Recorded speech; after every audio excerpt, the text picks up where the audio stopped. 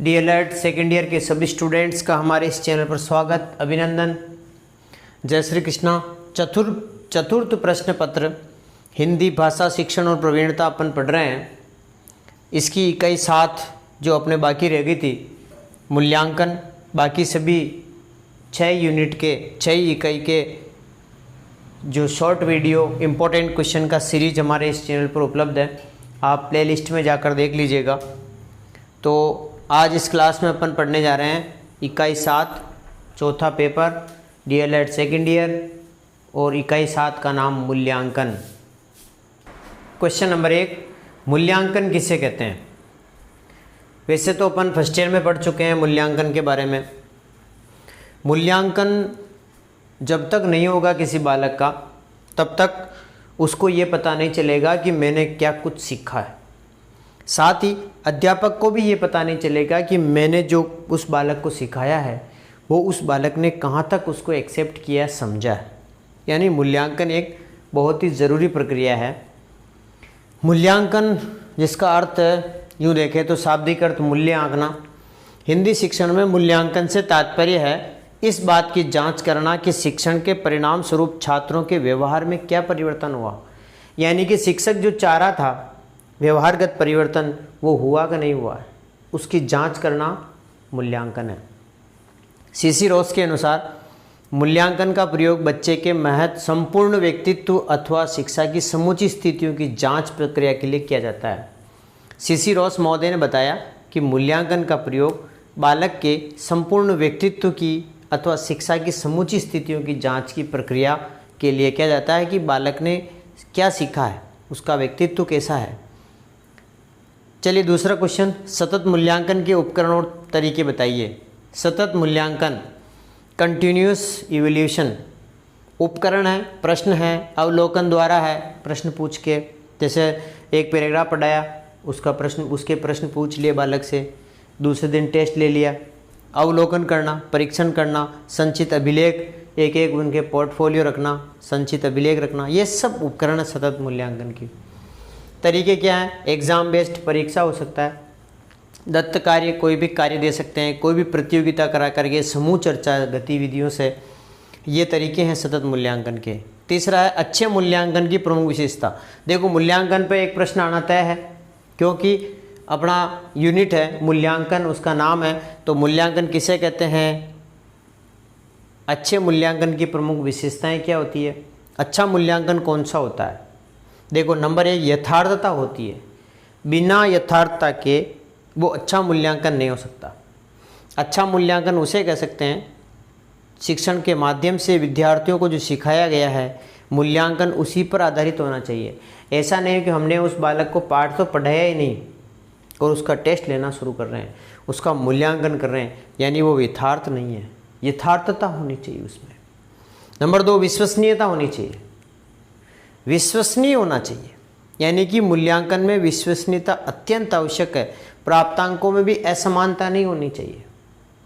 Unique होना चाहिए, विश्वसनीय होना, बिलीवेबल होना चाहिए, उस पर विश्वास कर सके, विश्वसनीय होना चाहिए मूल्यांकन। तीसरा आता है जांच में सुगमता। विद्यार्थियों की क्षमताओं, योग्यताओं, शैक्षणिक कुशलताओं की जांच सुगमता से की जा सके, ऐसी व्यवस्था हो। जांच भी सुगमता से हो सके, विश्वसनीय भी हो और यथार्थता भी उसमें हो। चौथा आता है वस्तुनिष्ठता। प्रश्न ऐसे बनने चाहिए कि उत्तर एक ही हो। ऐसा नहीं कि एक ही प्रश्न के 2 उत्तर हो, तो वो विश्वसनीय भी नहीं होगा और वो वस्तुनिष्ठ भी नहीं होगा। तो वस्तुनिष्ठता से मतलब है प्रश्न ऐसे बने जिसका उत्तर एक हो। 5वां व्यवहारिकता। जब तक उस मूल्यांकन में व्यवहारिकता नहीं होगी तब तक उस मूल्यांकन को अच्छा नहीं कहा जा सकता। यानी कि अच्छे मूल्यांकन की व्यवहारिकता होनी चाहिए, उसको व्यवहार में लाया जा सके मूल्यांकन को। 6वां वैज्ञानिकता। विज्ञान की कसौटी पर भी वो खरा उतरना चाहिए, यानी कि उसके अंक भार वगैरह उसके अकॉर्डिंग होना चाहिए कि एक लाइन का क्वेश्चन है तो उसके कितने आंसर, निबंधात्मक है तो उसके कितने, वैज्ञानिकता होनी चाहिए उसमें। एक होनी चाहिए तार्किकता। उस अच्छे मूल्यांकन की विशेषता है कि उसमें तार्किकता भी होनी चाहिए, बालक सोच भी सके, तर्क भी कर सके, वितर्क भी कर सके। क्वेश्चन नंबर 4, हिंदी शिक्षण में मूल्यांकन हेतु प्रश्न कितने प्रकार के होते हैं?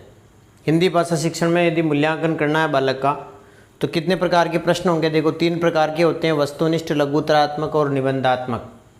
आप समझते हैं, वैसे इनके बारे में आप आराम से खूब सारा लिख सकते हैं। निबंधात्मक प्रश्न वे हैं जिसमें जो वर्णनात्मक प्रश्न भी इन्हें कहा जाता है, इसका उत्तर लेखन विस्तृत होता है। इसमें यह पता लगा जाता है कि बालक में तर्क प्रस्तुत करने की कितनी क्षमता और विचारों में कितनी मौलिकता ये बालक कर सकता है।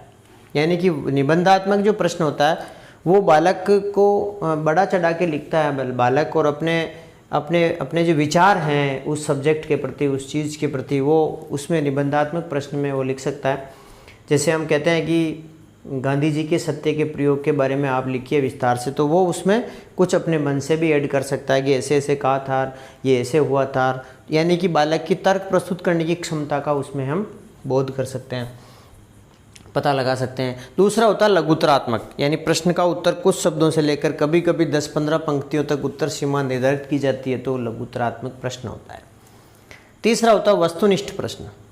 वस्तुनिष्ठ प्रश्न का मतलब ऑब्जेक्टिव टाइप के क्वेश्चंस, MCQ है ना, multi choice questions. Multi choice वाले जो क्वेश्चन होते हैं, इसमें इसकी क्या विशेषता होती है कि इसमें उत्तर एक ही होता है और वो विशिष्ट होता है, यानी कि उसके उत्तर दो नहीं होते हैं। यदि बालक ने उसमें उत्तर जो सही उत्तर नहीं लगाया तो उसका प्रश्न पूरा गलत माना जाता है, जबकि लघुत्तरात्मक में कुछ सही होने के आसार है और निबंधात्मक भी सही होने के आसार है। लेकिन वस्तुनिष्ठ जो प्रश्न होते हैं उसमें क्या होता है, विशिष्ट उत्तर होता है। इसमें छात्र को उत्तर देने की स्वतंत्रता नहीं होती है, क्योंकि प्रत्येक प्रश्न का एक विशिष्ट उत्तर इसमें होता है।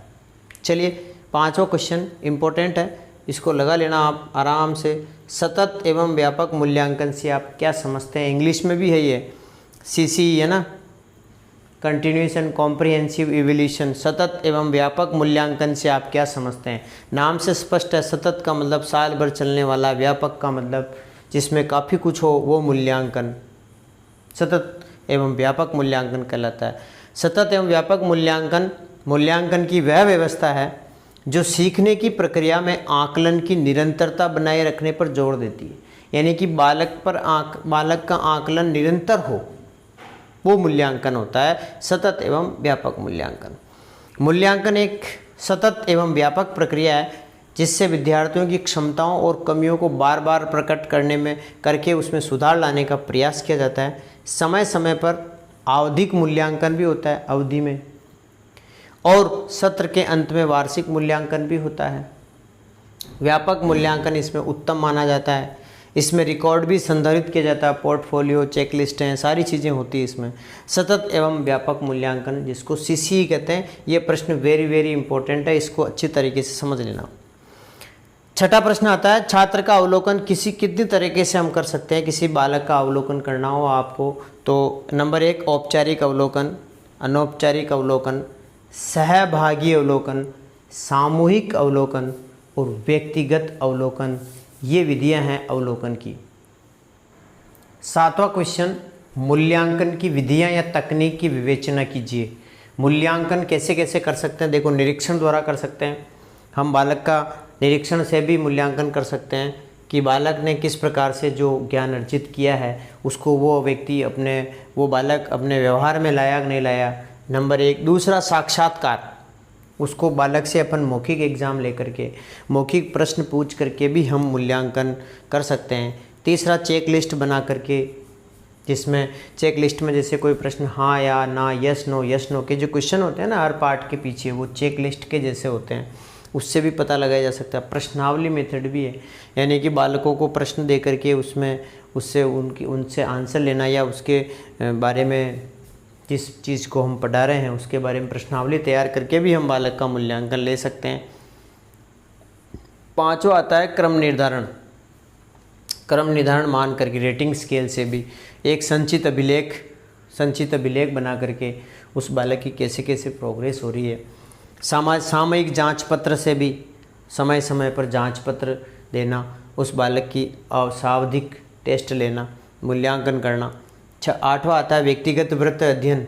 उस व्यक्तिगत वृत्त अध्ययन करके भी हम उसका मूल्यांकन कर सकते हैं। 8वां पठन कौशल में आप किस प्रकार ध्यान देंगे? नाम से स्पष्ट है, पढ़ना है ना, पठन कौशल। आप क्या ध्यान देंगे, ये दो प्रकार के होते हैं, सस्वर और मौन अध्ययन, मौन पाठन। सस्वर में तो बोला जाता है और मौन में शांत रह करके मन में पढ़ा जाता है। इसमें नियम ये होता है कि होठ भी नहीं हिलने चाहिए मौन वाचन में। देखो इसमें आप ध्यान देंगे, नंबर 1 पढ़ो और बताओ। बालक से हम कहेंगे पहले उसको पढ़ो और फिर उसके बारे में बताओ, तो ये पठन कौशल का विकास होगा। इससे पढ़ेगा बालक और बताएगा। कहानी, कविता, यात्रा वृत्तांत आदि देकर पठन को कहकर उससे संबंधित बोधात्मक प्रश्न किए जाएं। फिर आता है दूसरा गद्य या पद्य का वाचन। इसमें यति, गति, आरोह अवरोह, हाव भाव के अनुसार कविता पठन का मूल्यांकन किया जा सकता है। गद्य पद्य का वाचन करके और कविता को बड़ी यति, गति और आरोह अवरोह के साथ और हाव भाव के साथ वाचन किया जाएगा, फिर उसका मूल्यांकन किया जा सकता है। अब आता है क्वेश्चन नंबर 9, सुनना कौशल। ये तो पठन कौशल परीक्षा की दृष्टि से इम्पोर्टेंट है, पठन कौशल और सुनना कौशल। सुनना कौशल का मूल्यांकन किस प्रकार से करेंगे, सुनेगा बालक, है ना, यानी कि सुनो, ध्वनियों का अंतर समझेगा बालक, किस प्रकार से ध्वनि बोली जा रही है, उसमें छोटा ई की मात्रा, उसमें छोटी ई की मात्रा, उसमें छोटा ऊ की मात्रा, एक बड़ा ऊ की मात्रा, है ना। तो वो क्या करेगा, ध्वनियों का अंतर समझेगा, की, कू, है ना। और फिर देखो सुनो और चुनो, बालक से ये कहा जाएगा कि सुनो और फिर चुनो। शिक्षक अभ्यास पत्र देकर उसमें सही शब्द का चयन करेगा कि भाई हाँ सुनो और फिर चुनो। जैसे बेल, बेल, अब सही शब्द क्या है, इसको चित्र देखो और बताओ, तो बेल है। तो ये क्या है, सुनो और चुनो। आगे आता है सुनो और करो। हम जो बता रहे हैं उसको सुनो और यह करो, यानी कि इसके ये लिखो, ये विलोम शब्द लिखो। सुनो और बताओ, और ये क्या है, उसकी मौखिक पूछना बालक से कि सुनो पहले मेरी बात को और फिर मैं प्रश्न पूछता हूँ जो मुझे बताओ, या वार्तालाप या संवाद से। ये सुनना कौशल का मूल्यांकन इस प्रकार से कर सकते हैं, पठन कौशल का इस प्रकार से कर सकते हैं, और मूल्यांकन की विधियाँ अपने पास ये 8 विधियाँ हैं। ये 9 ही प्रश्न इस यूनिट के लिए महत्वपूर्ण प्रश्न हैं।